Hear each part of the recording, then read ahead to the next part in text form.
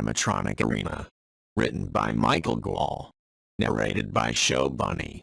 Inspired by Scott Cawthon's Five Nights at Freddy's and Bandai Namco's Tekken. Prologue. It was an awful night, a terrible night. Rain was pouring down in thick torrents as lightning ripped across the sky. The drops splashing on the junk piles looked like waves crashing against jutting rocks in the ocean. Water pooled in shallow puddles on the muddy ground.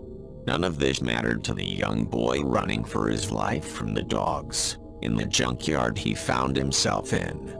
Now if these were ordinary mean junkyard dogs, that would have been enough to scare any adult half to death. These dogs, the dogs chasing the boy, they were the furthest thing from ordinary. They weren't even dogs technically.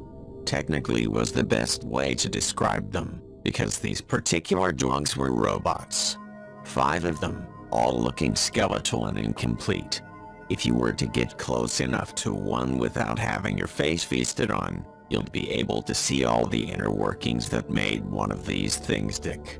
None of them had completed tails. They were either half torn, quarter torn, or entirely ripped off. The only part of these mechanical mutts that looked complete were the tops of their heads.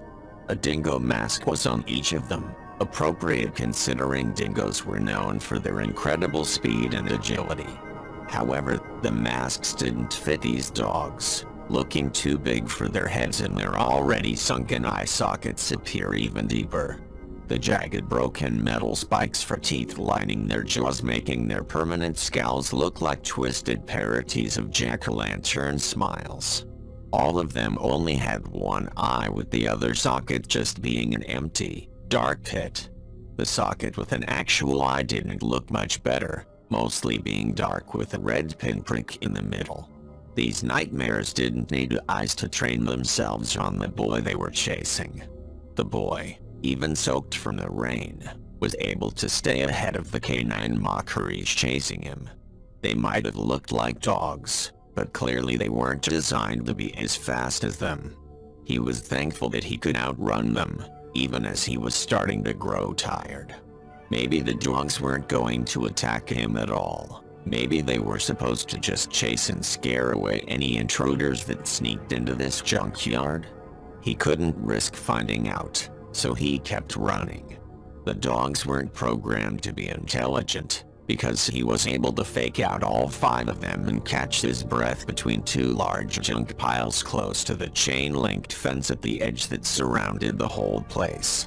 He knew he didn't have long before the broken beasts would be back on his trail.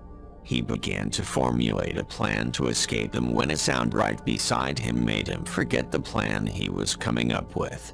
It was clanking, and metal dropping, like something was climbing up a pile, or pushing junk off of itself. The boy turned his head hesitantly in the sound's direction, and was horrified to see an active broken animatronic endoskeleton getting up and reaching for him. It had certainly seen better days, missing an arm and an eye with loose wires hanging off of it all over the place like loose hairs. Broken beams and connectors from where the family-friendly outer shell should have been attached but was now long since gone. Its remaining eye looked like a camera lens, and peculiarly, there were 2 small broken rods above the eye.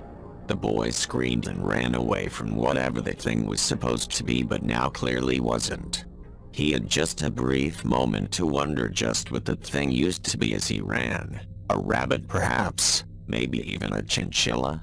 The scream alerted all the junkyard dogs as they began to chase him again. Luckily, the boy saw a gate, and he knew if he could reach it, that he could slip through the other side and be safe. He ran faster and harder than he ever had in his entire life, trying to put as much distance between him and the dilapidated dingoes.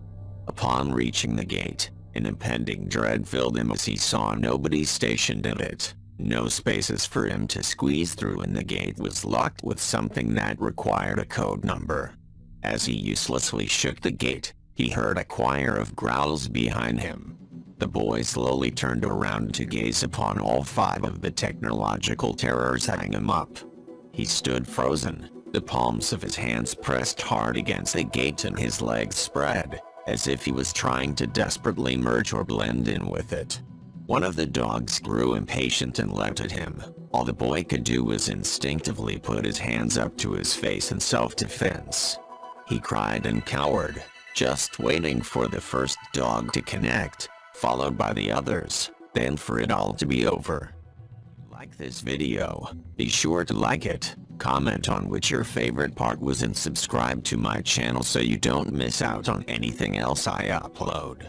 It would show how much you appreciate all the time and effort I put into making this content.